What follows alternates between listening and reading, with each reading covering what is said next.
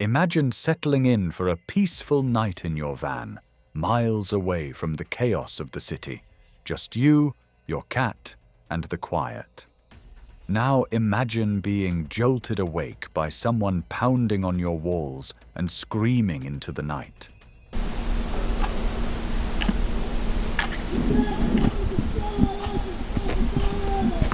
That's exactly what happened to Emmy, the woman behind the cat lady van. Emmy documents her van life adventures on YouTube alongside her travel companion, her cat, Kelly. A very rainy day. And it's already like, I think, 8:30, and it feels like the sun is not even out. It's super dark outside. You're not moving this morning? Oh, there you go. A little stretch. Good morning. But on this particular night, she had a feeling. So tonight it is Halloween night for me. I think this video is gonna go like probably 1 week after Halloween. But yeah, that's Halloween for us. So far, because of the weather, it's been pretty good.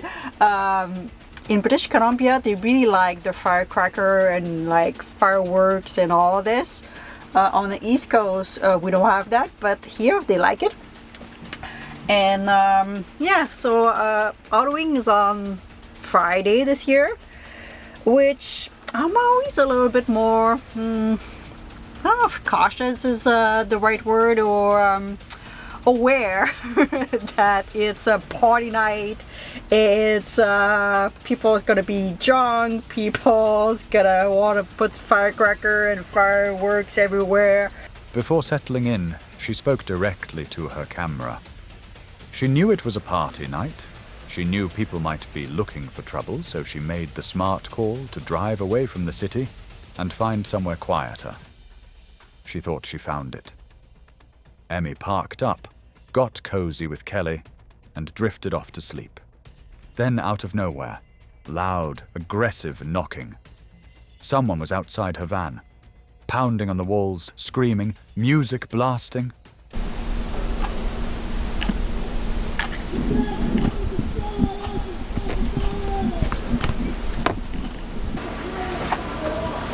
But Emmy didn't freeze.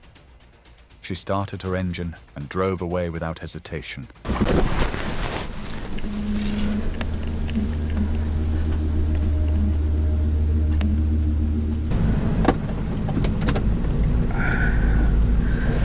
Alright guys, that's someone banging on my van pretty loud. I'm not sure if he did any damage, to be quite honest. I don't know if he banged with a piece of wood. No confrontation, no escalation, just survival instincts kicking in. Kelly was safe. Emmy was safe. Or so she thought. The next morning she walked around her van and found it, a giant dent, right where the knocking had been. This wasn't knuckles on metal. Whoever was out there had used a rock. Me again. I'm not done with this video. Let me show you what I found.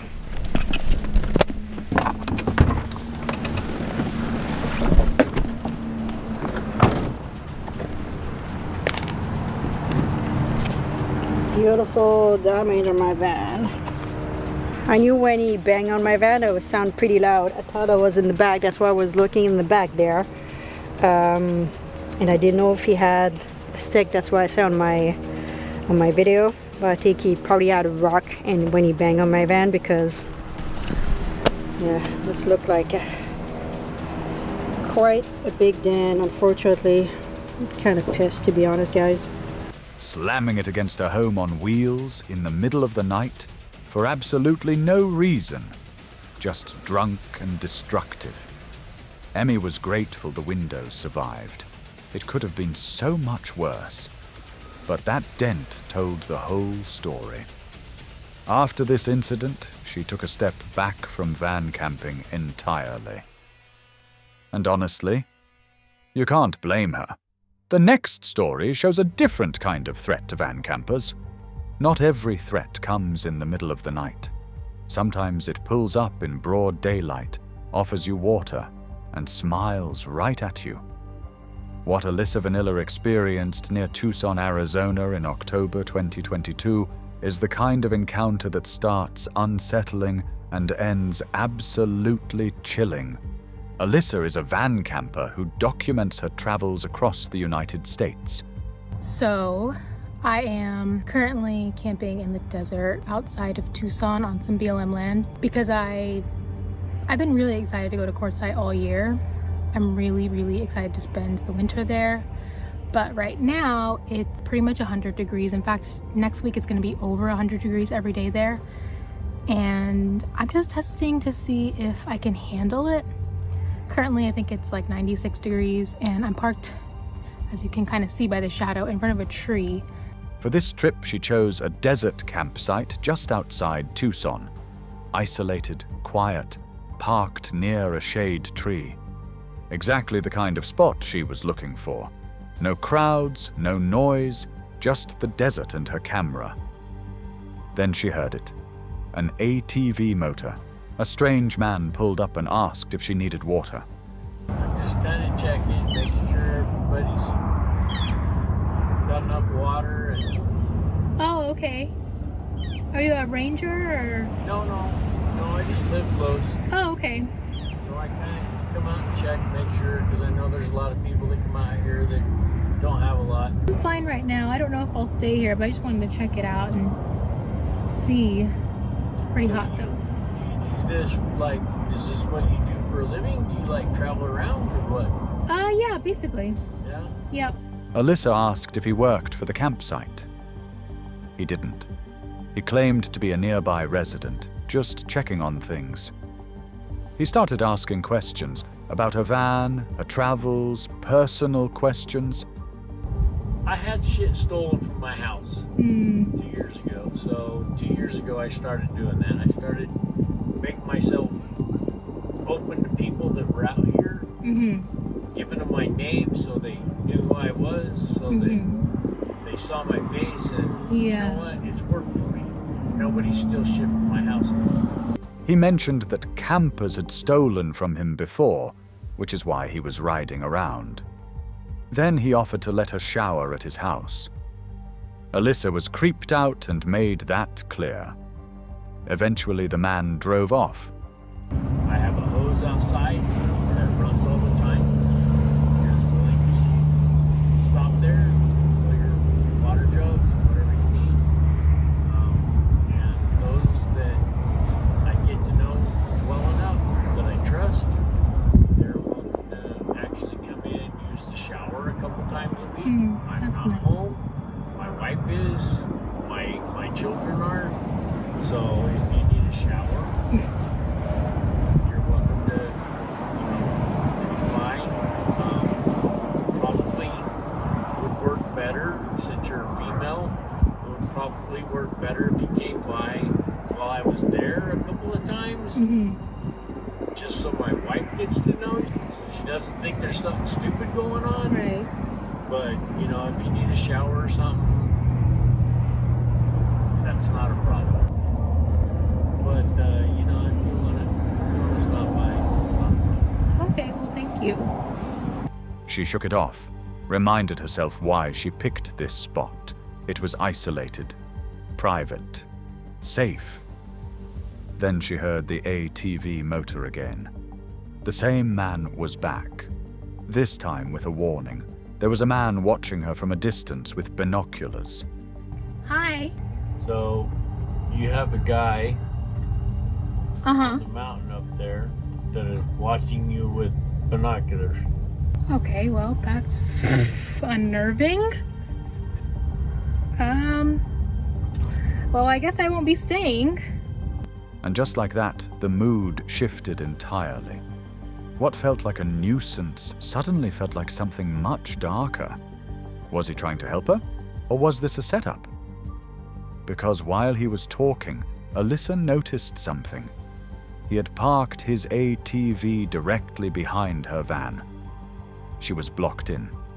He offered to take her up the hill on his ATV to see where the man with binoculars was. Alyssa said no. She told him she didn't feel safe and that she was going to leave. And that's when everything went quiet. The man stopped talking. He stopped moving. He just stared.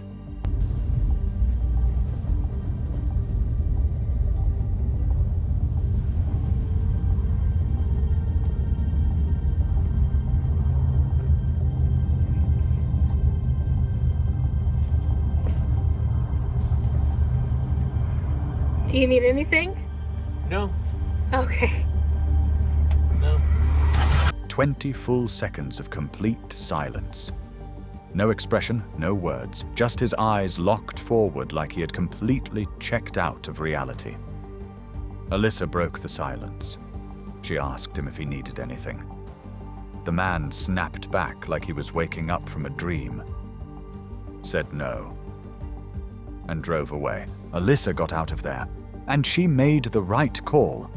Because getting into that ATV and riding up an isolated desert hill with that man could have ended this story very differently.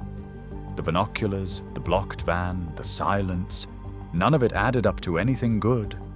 Sometimes the scariest part isn't what someone does, it's what they almost got away with. The threats to our next van camper almost got away with it. Luckily, this van camper is more of a van lifer. 3 years living in a van. You'd think by that point you've seen it all. But for the man behind No Limit Van Life, 2023 brought his worst nightmare. Someone trying to break in while he slept. After 3 years on the road, this van lifer knew exactly what he was doing. He'd learned the hard way that standing out is never a good thing. So he modified his van to look completely unassuming. Nothing about it screams, "Someone lives here." Just another vehicle parked on the street. He also invested in outside surveillance cameras, mounted and ready. Not paranoia, preparation. Because when you live in your van, that van is everything. It's your bedroom, your kitchen, your safe space. And he wasn't about to leave it unprotected. Then one night in 2023, he heard it. Someone was trying to get into his van. Make an attempt during sleep. I woke up. I was up for a little bit before I actually checked the cameras. So asleep when the car driving away woke me up. So I don't know when he came back the second time if I was actually awake already. When I'm checking my cameras, my security cameras, I can't see what's happening live. He pulled up his cameras and there he was, a man outside, flashlight in hand, trying to find a way in. Completely unaware he was being watched. The burglar moved around the van, peering through the windows, scoping it out. And then, just as suddenly as he appeared, he walked away. Maybe something spooked him. Maybe he decided it wasn't worth it. Either way, he had no idea those cameras were recording his every move. The cameras did exactly what they were supposed to do. They kept him safe and captured the proof. So while I was checking the cameras, might have been when he came back. He might have been out there. Oh man, what would I even do? I do have a plan. In those moments. But they also revealed something unsettling. What happens around you while you're asleep in your van isn't always peaceful. People are out there, watching, testing, and most van lifers never even know it. This footage isn't just a close call. It's a reminder that the right preparation can be the difference between a scary story and a devastating one. Some encounters don't come with explanations. No faces, no answers, no closure. Just sounds in the dark that you can't unhear. What Will from Will's Whereabouts captured on camera in January 2021 is the kind of thing that stays with you long after the video ends.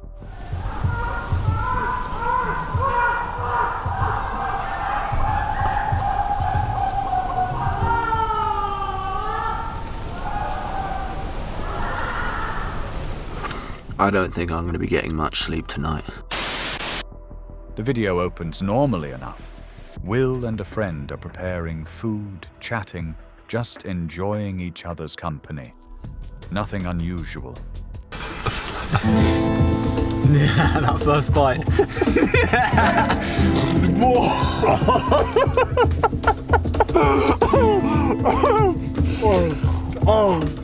Eventually, Will packs up and sets out to find a place to camp for the night. He finds a spot next to the forest of Box Hill, isolated miles away from civilization, exactly the kind of place van campers seek out. I think this will do for tonight's stealth camping. Freezing cold! Quiet, remote, untouched. He settles in, sets up camp, and gets comfortable. The night is cold. His van is cold. But he's done this before. He knows the drill. So tonight's stealth camp is here, and then we have the forest of Box Hill just here. And as I said, I think you are actually meant to pay for parking. I'm in the Box Hill main car park for anybody interested. I will of course show you guys exactly where I'm camping in the morning when it brightens up. There's no doubt that tonight is going to get cold. And I'm talking cold for somebody that doesn't have a heating system in this car. Right now it doesn't feel too bad because it's about 10:30, but obviously as we get later into the night and into the early mornings, the temperature really does start to drop. Then the hours pass, and something changes. It started low, a sound barely distinguishable from the natural noise of the forest.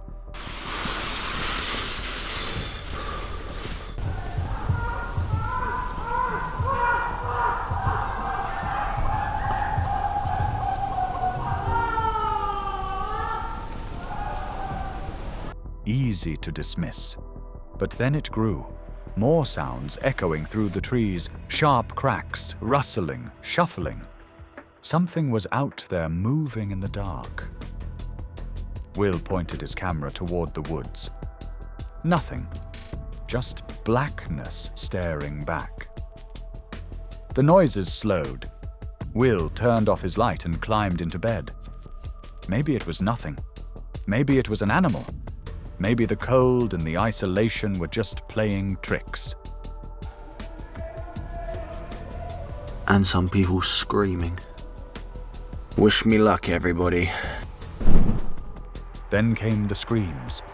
Loud, piercing, and wrong. Not quite animal. Not quite human. Somewhere in that terrible space between the two. The kind of sound that makes every instinct in your body stand up at once. Will stayed inside. He was too far from help, too deep into the middle of nowhere to do anything but wait and listen. Eventually, the screams stopped. The forest went quiet again, and Will made it through the night. But he never got answers. No explanation for what was rustling through the trees. No explanation for those screams. Whatever was out there in the dark near Box Hill that January night, it never showed itself. And somehow, that's the most unsettling part of all. Van life looks freeing from the outside.